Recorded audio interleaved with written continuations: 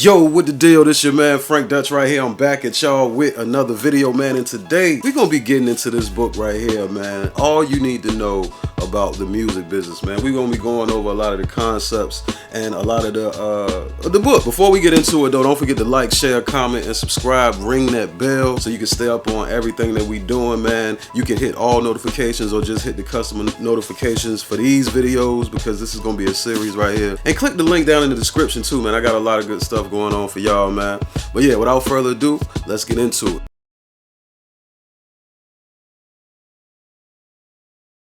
Hiring a team. The way you pick your professional team will either set up your career and finances for life or assure you a place on the next Electric Prunes tour. If you pick the right people, you can set your life on autopilot and just check up on it periodically. If you pick the wrong people and set it on autopilot, you'll smash it into a mountain before you even know what happened. PreTeam Strategies. Pay attention to this, y'all. Since you wouldn't open a store without something to sell before you start assembling a team, you want to be sure your music is ready for the big time. How do you know when it's ready? You ask your tummy. Do you believe in your gut that your music has matured to the point that you're ready for a professional career? If the answer is yes, then you're ready. It says tummies are reliable indicators once we learn how to listen to them and dismiss all the goblins that yell, "You're a phony and nobody wants you." Even the superstars have these goblins. They just learn to ignore them. You know what I'm saying? And that's something that's very important to recognize. You have to say forget it and just do it, bro. Like I was reading 50 Cent's book. I believe it's the one where he's on the front of it in a suit. One of the main concepts that I grasped from that book was just do shit. Everything around you is gonna be what it is. You know what I mean? But what are you gonna be? The first thing to do is record your music. The recording doesn't have to be expensive or elaborate. With the advent of relativity and expensive computer software, which basically means, I said that crazy. It basically means you don't have to have the most expensive stuff in the world. The important thing is to capture your energy, enthusiasm, and drive. A word about what kind of music to make. It's simple. You make the music that moves your soul. You know what I'm saying? You make the music that moves you. You know what I mean? That means don't be copying. Don't rap like the Migos. You know what I'm saying? The Migos don't even rap like the Migos no more. No one has ever had a serious career by imitating others or trying to guess what the public wants. And I'll tell you a secret. What the public wants is someone whose music resonates from their heart. It doesn't like what I'm doing right now. Like for an example, this ain't really music. This is about the music business. But I was gonna read this book anyway. Dog. And I figured like, yo, it's hella people that want to know this stuff that don't have this book, or they reading it themselves and they don't really fully understand it. They wish they had somebody that they can bounce ideas off of. So I said, you know what? I'm going to read it with y'all. I'm going to read it with my community, man. You know what I'm saying? Get down in the description. Smash the like button. Let's get these videos up. I'll do more of them. We can discuss stuff. Hopefully, you know, other professionals will come in and talk about stuff, and we can really get some dialogue going on. You know, some things to do, you know what I'm saying, that'll help us. You feel what I'm saying? But anyway, so it doesn't matter whether you're a commercial flavor of the month or an obscure blend of reggae and Buddhist chants. All the superstars I've known have a clear vision of who they are and what their music is. Okay, you got your music. How do you get a fan base besides your mom? A lot of artists start by playing whatever local gigs they can get. And I be saying this to people, like, everybody that I ever talk to that be trying to, you know, rap or do whatever, I be trying to tell them, dog, man, go and do them open mics, man. Go and perform. Like, don't nobody know you like that. Like, people say they like the music. Some people say they like the music and all of that. But what about them people over there, man? You know what I'm saying? Go and do the shows, man. And not only do the shows, treat them like they're yours. Like, you come out there, okay, imagine this. A bunch of people, they signed up for the open mic. It's 10 mugs that signed up for the open mic. All 9 of them, they just go up there and they rap with a drink in their hand and they just, you know what I'm saying? But you go up and you got your shit lined up. You got t-shirts or you got flyers or sunglasses, nigga, whatever. And you up there really carrying it like it's yours. Like you done brought some of your homies. They lined up in the front. It's going crazy when you go up and your song go hard. You know what I mean? As a matter of fact, the song might not even be that dope. It's the energy that's around it that'll make other people vibe out, man. Anyway, a lot of artists start by playing whatever local gigs they can get. This is not only to attract fans, but also to tighten up your musical chops and get experience playing live. When you do this, get your fans to sign up for your email list at every show. It's crucial to build a database, and a lot of artists give away something as an incentive to build one. For an example, everyone who signs up gets a pen or a sticker or the sunglasses. Even if you only add a few new folks at each gig, you can eventually build a following that helps spread the word about your music, man, and grow yourself virally. And that's assuming that your music don't suck. But I feel like, dog, like even if the music is trash, if you got people that you can bring out and you got the right energy around you and it, man, it'll go. But anyway, you can then organize the list using FanBridge, MailChimp. Y'all write these down. You can then organize the list using FanBridge, MailChimp, or a similar service. Another way to add your database is by giving a free song to anyone who signs on to your email list for the first time. There's a software to capture email addresses in exchange for songs at places like Cash Music, FanBridge, and Bandcamp. Now, I know a lot of people that use Bandcamp too. I'm not that familiar with it, but like Bandcamp is something I've seen people use a lot. Of these three, Cash Music has the advantage of being open source and free, as it's based on the principle that everyone donates resources and uses the platform to help other artists. You can also offer a song in exchange for a fan post on Twitter using Tweet for a Track. Now, that is an actual website. It says www.tweetforatrack.com. And check out the blogs like Hypebot for the latest and greatest DIY marketing and promotional tools in real time. The idea is to build a fan list that is your own, dog. You know what I'm saying? And I'm going to say something about that real quick. Jamie Foxx did something like this. He was very smart. And I tried to explain this to somebody. I'm not going to say his name. But I tried to explain this to somebody, and he laughed at me because he was like, "Oh, that's old. You know what I'm saying?" But anyway, the concept still remains to this day. This very day. This is the new edition of this book. You know what I mean? Copy and paste, my guy. But anyway, Jamie Foxx basically went out to do his show. Before he went up or after he went up, he took the pager numbers of all the people that were there. You know what I'm saying? He took it was either the pager numbers, he took them, or he gave them his pager number. And what he was able to do, he took their pager number. And what he was able to do was he was able to page them where he would be. Like he would page all of the people that came out where he would be. You know what I'm saying? And this is the 90s, so everybody was going out to different places, and it's LA too. So everybody's going out to different places. You know what I'm saying? It's a vibe.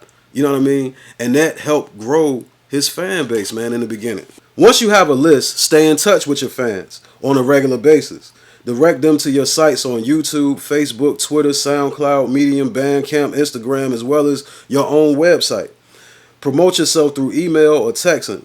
I'm told there are some services that manage mass texts, though I don't have any experience with them. I wish he had put them in the book. I ain't gonna lie, because I want to know those other ones.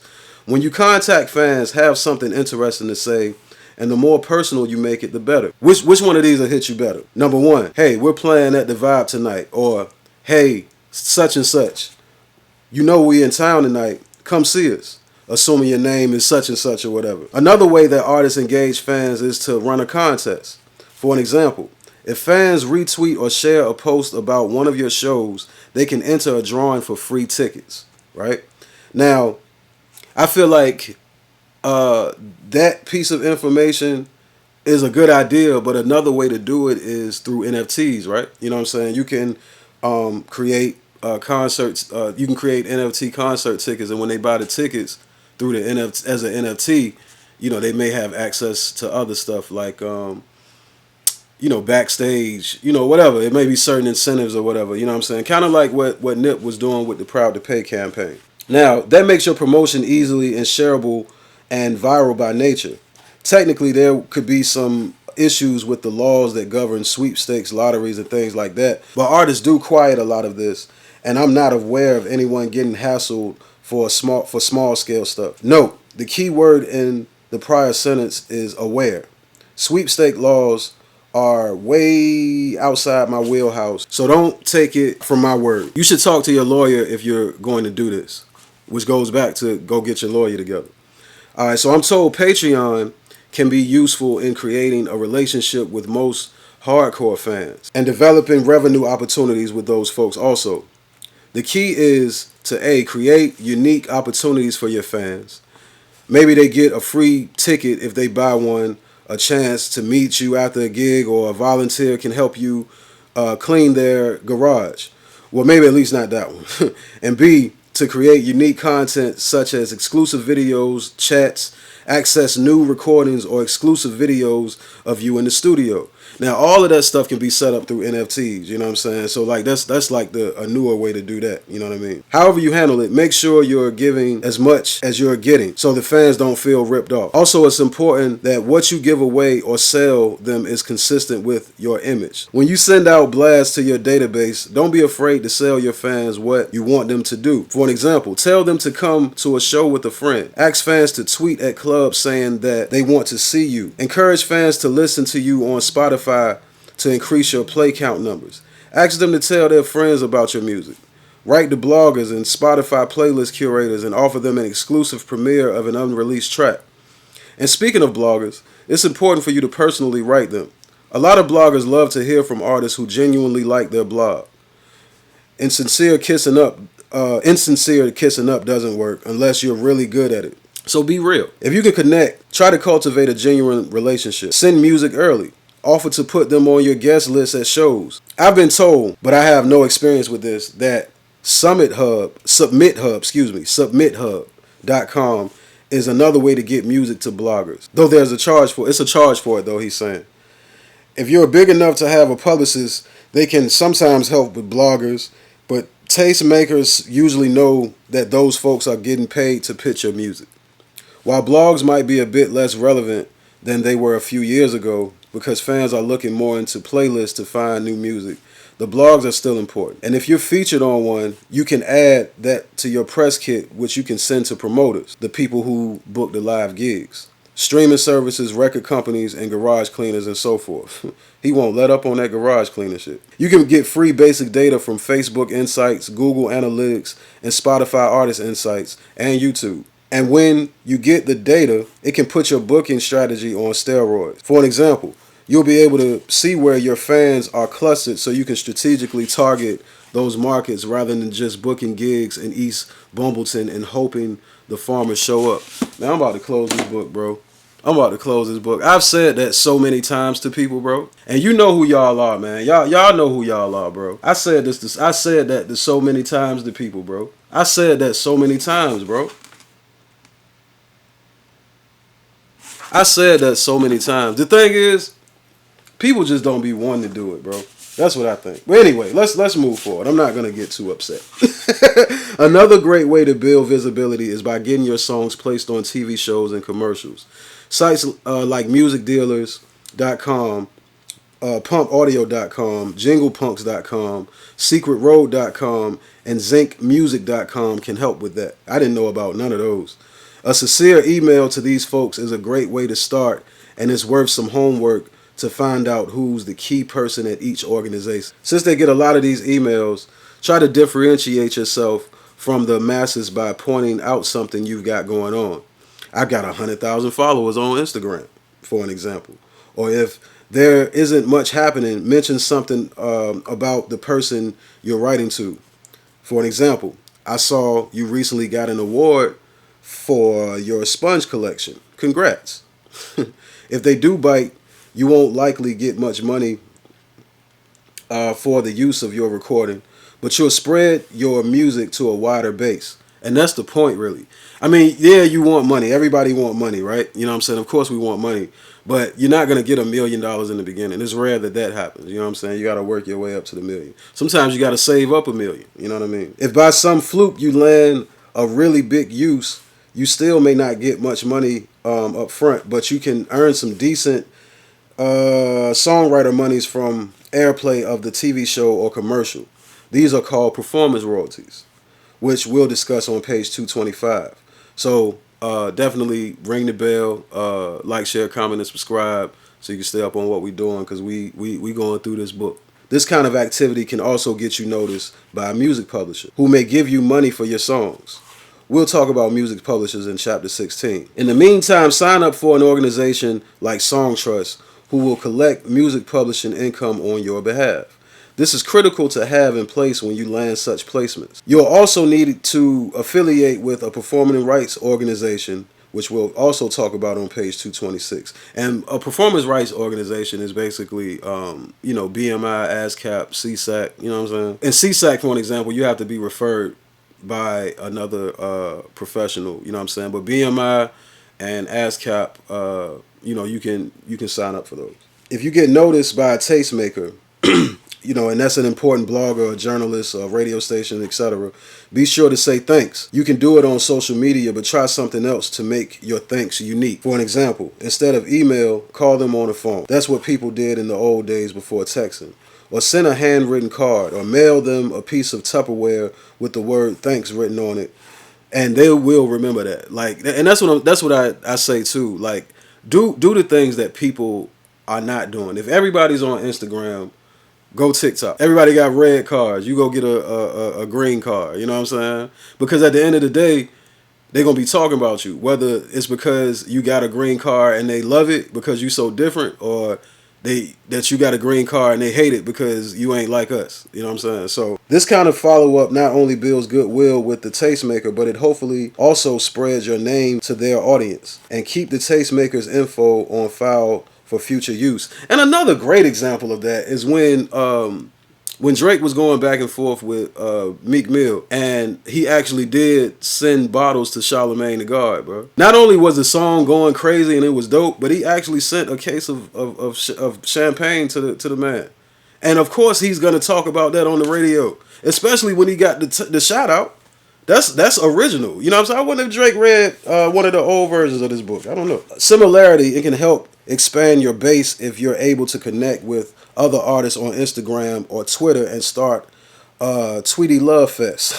Fans love to eavesdrop on artists talking shop, and you can also get exposed to their fans. Similarly, if you get support for your videos and your music via channels with large followings on YouTube and SoundCloud, you'll expose your music to an even wider audience that was handpicked by that channel. Reach out to these channels and try to start relationships. Offer them premieres and exclusive content, or to clean their garage. Will you shut up about cleaning people's garage, boy? When you're the most established, give your database fans a chance to hear your music ahead of everyone else.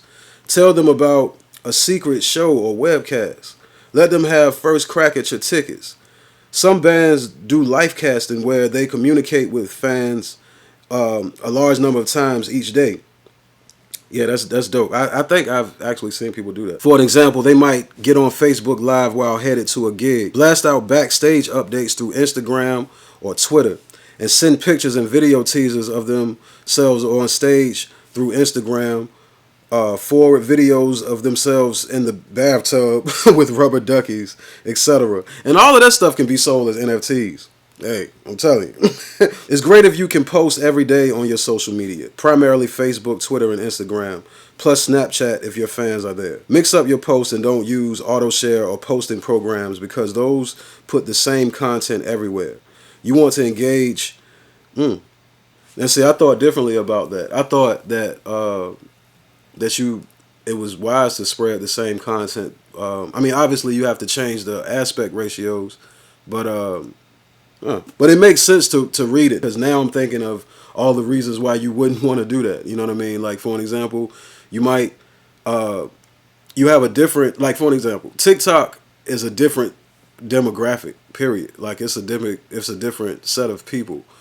And I noticed, like, the things that I do over there, they get a totally different response than they would if I would do it on YouTube, for an example. You know what I'm saying? So it says you want to engage your fans, not spam them with the exact same content on all networks. There are obviously tons of additional ways to market yourself, so let your imagination take flight and go for it. A number of websites can help with marketing, both in terms of specific tools and general advice, but because I don't use them myself, I can't really recommend any particular one. Some of my friends have suggested Cast Music, Bandpage, Bandcamp, Hypebot, Digital Music News, and Mitem's blog. And I'll even recommend what is it called? TuneCore. TuneCore actually has a section, man, where they have a lot of information, man, about like a lot of stuff.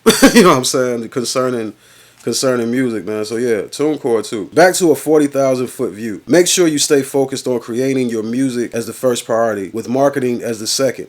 So that basically means, man, make the product real good first. You know what I'm saying? Make the product real good, because when you do put the money into marketing, the correct money into marketing it, it's gonna go crazy, because even you got the best marketing, and that could make it work because a lot of people see it and it has a lot of reach. But if the product is actually good, man, that's how it's going to sustain. Some people recommend that you spend no more than an hour a day on social networking promotion, so that you don't use up all that creativity and have none of it left for your music. Others prefer going in streaks of posting and then holding up in the studio when they need to create. Or mix or match. Okay, so you got a killer recording and you're ready to book. Next question is whether you want to sign to a record company or do it yourself. Now that's the question of a lot of cats. A lot of people are doing it themselves now.